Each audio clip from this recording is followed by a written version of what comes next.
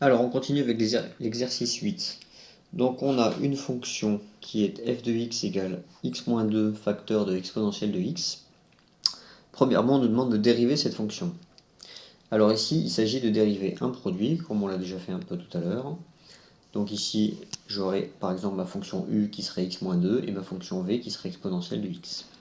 Donc la formule c'est, si je veux dériver u fois v, ça me donne u'v plus uv'. D'accord, donc j'applique directement cette formule-là. F' de x va donc être égal à u'v. Donc u'v, c'est quoi u'? Ça va être la dérivée de ça. Donc la dérivée de x-2, x, la dérivée de x c'est 1. La dérivée de moins 2 c'est 0. Donc la dérivée de x-2 c'est 1. Donc u'v, donc v ici je ne change pas. Donc 1 fois exponentielle du x, ça me donne exponentielle du x. Plus uv', donc u c'est ma fonction x-2. Donc ici x-2, multiplié par v'. Donc la dérivée de exponentielle de x, c'est exponentielle de x. Donc x-2 exponentielle de x. D'accord? Donc ici je peux simplifier ça. Donc si je développe, ça me donne exponentielle de x plus x exponentielle de x moins 2 exponentielle de x. Ici j'ai exponentielle de x, ici j'ai moins 2 exponentielle de x. Ça me donne moins exponentielle de x. Et je peux refactoriser par exponentielle de x. Ça me donne exponentielle de x que multiplie x moins 1.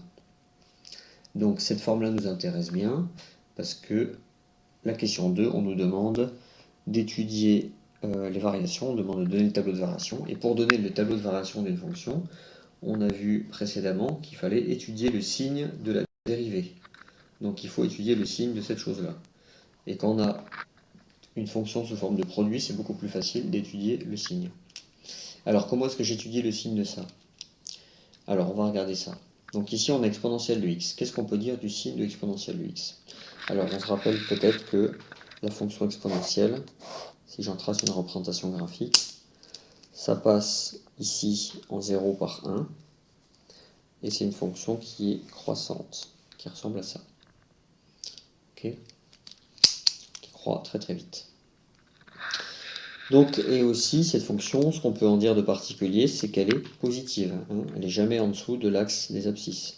Donc elle est toujours positive, quelle que soit la valeur de x, qu'on soit ici en moins l'infini ou en plus l'infini, après, on a toujours des valeurs de l'exponentielle qui seront positives. Donc voilà, en termes de signe, c'est une fonction qui est facile à étudier. Donc ici, je sais que exponentielle de x, c'est positif. Et par contre, x moins 1, ben, c'est pas toujours positif. Ça va dépendre. Donc je sais que le signe de ma fonction dérivée va être du signe de x moins 1. D'accord? Donc je peux ici représenter mon tableau de signes. Donc je mets les x. X moins 1, qu'est-ce que ça de particulier? Ben, c'est une fonction affine, hein, je connais par cœur les fonctions affines. Je sais qu'elle va s'annuler en 1. D'accord? Donc en 1, elle sera nulle. Avant 1, elle sera négative, et après 1, elle sera positive. Exponentielle de x, on a vu c'était positif, il n'y a aucun souci.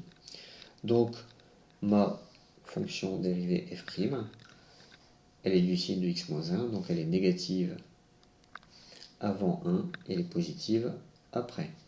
Et elle s'annule en 1. Donc voilà pour le signe de la dérivée. Je peux en déduire directement les variations de la fonction.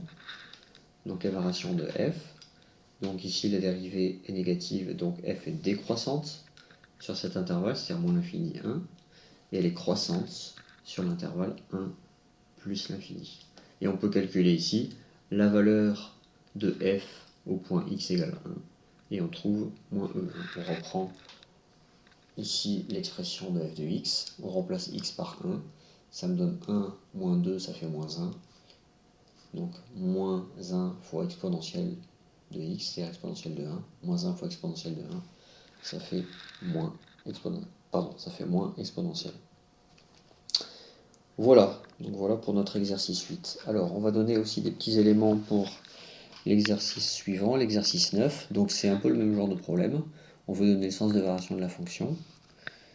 Ici, on a une fonction f de t égale exponentielle de 2t. Alors, ici on utilise la variable t, on pourrait prendre x, hein, c'est exactement la même chose, ce serait f de x égale exponentielle de 2x. Donc c'est juste qu'on a changé de lettre, hein. Il n'y a aucun souci. Alors, donc un petit élément ici, donc on peut avoir envie de dériver cette fonction pour pouvoir trouver... c'est pas demandé, mais si on veut trouver les variations, c'est logique de dériver la fonction. Alors comment est-ce qu'on dérive ce genre de fonction? Eh bien, il y a une formule qu'il faut connaître, c'est exponentielle de u. Si ici j'ai une fonction u, si je dérive cette chose-là, si je dérive cette fonction, la dérivée, ça va être u' que multiplie exponentielle de u. Ok, donc tout simplement.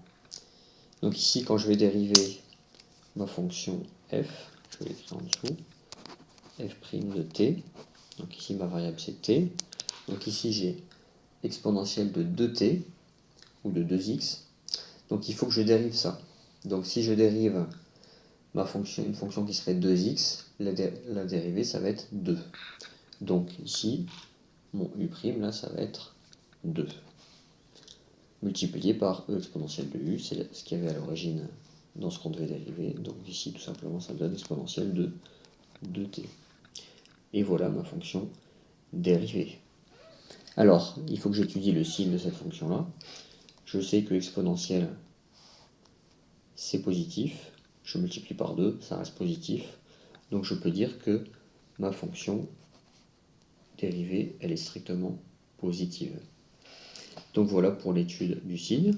Donc du coup, les variations, et bon, on peut dire que la fonction f, du coup, va être strictement croissante. Voilà, je vous laisse continuer les exercices suivants.